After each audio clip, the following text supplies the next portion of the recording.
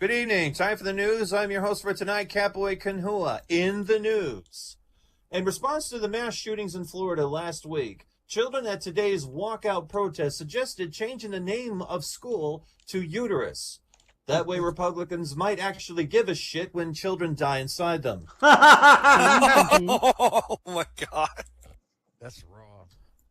Speaking of pretending to give a shit, Donald Trump today was at a listening session at Parkland when the children were voicing their concerns over what was over the lack of gun control.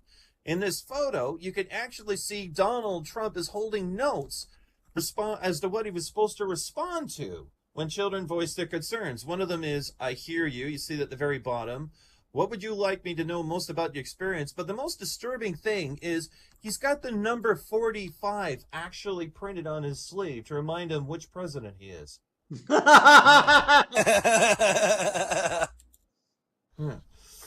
Gibson Guitars is facing bankruptcy, as it is reported that they are up to $375 million in debt. If it goes under, people have commented they'll feel pretty bad about losing something they can't really afford to have anyway.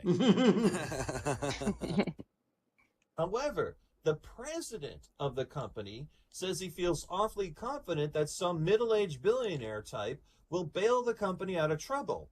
When he was asked why is he putting all of his hopes onto selling something wildly overvalued that actually doesn't produce much to someone with more money than common sense, the president of Gibson Guitars said, "We've been doing that for decades with our $8,000 collector's edition Les Paul range."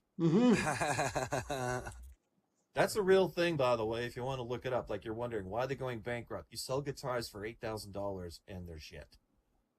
Right? Those are the collector's ones. Anyway, moving right along. Well-known evangelist Billy Graham passed away today at the age of 99. Coincidentally, that's the age that some of his favorite followers think how old the earth is.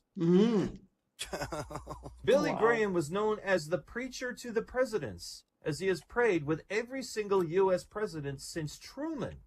However, he has never met with Donald Trump since Trump took office.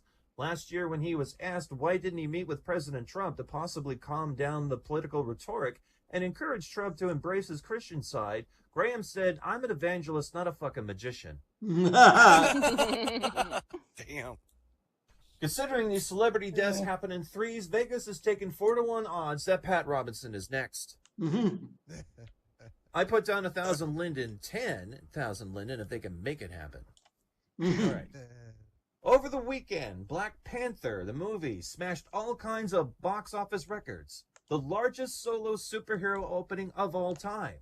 Also, the largest ever box office in February. And the most white people who ever paid to see a movie with a prominent black character who's not Will Smith.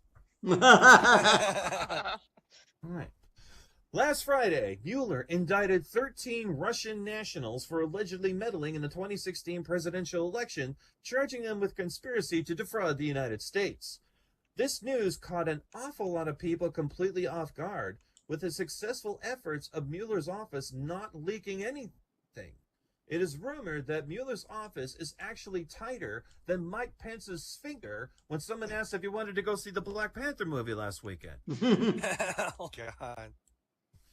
According to the New York Times, there is conclusive proof that the Russians posted divisive Facebook ads, posed as political activists, and used flashpoints of immigration, religion, and race to manipulate a campaign in which those issues were already particularly divisive. They were using the internet to make masses of people angry, or as cyber experts phrase it, using the internet. According to the indictment, some of the Russians who were also in contact with unwitting individuals associated with the Trump campaign. Unwitting narrows it down to the entire Trump campaign. The indictment also shows the Russian trolls operate a popular Twitter account known as @10GOP, which is falsely claimed to be affiliated with the Tennessee Republican Party, which is proof you can't always believe in things you read on the internet. Horny MILFs are not always immediately in your area. I know this. I personally had to drive 10 miles to meet some of them. And that's the way you wish it wasn't. I'm Catboy News.